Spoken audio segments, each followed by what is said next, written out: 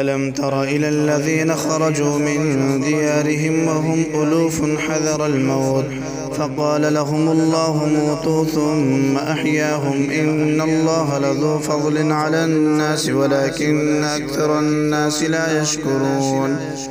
وقاتلوا في سبيل الله واعلموا أن الله سميع عليم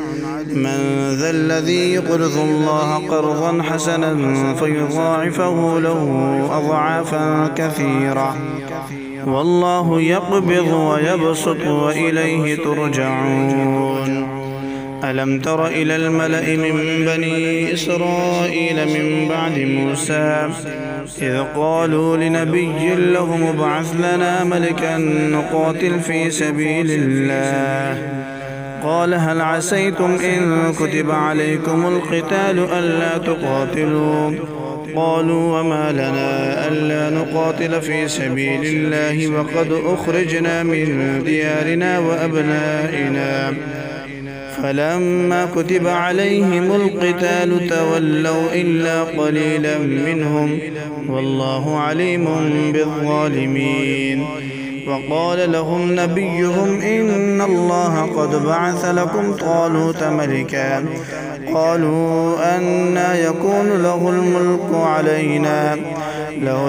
علينا ونحن أحق بالملك منه ولم يؤت سعة من المال قال إن الله اصطفاه عليكم وزاده بسطة في العلم والجسم والله يؤتي ملكه من يشاء والله واسع عليم وقال لهم نبيهم إن آية ملكه أن يأتيكم التابوت فيه سكينة من ربكم وبقية مما ترك آل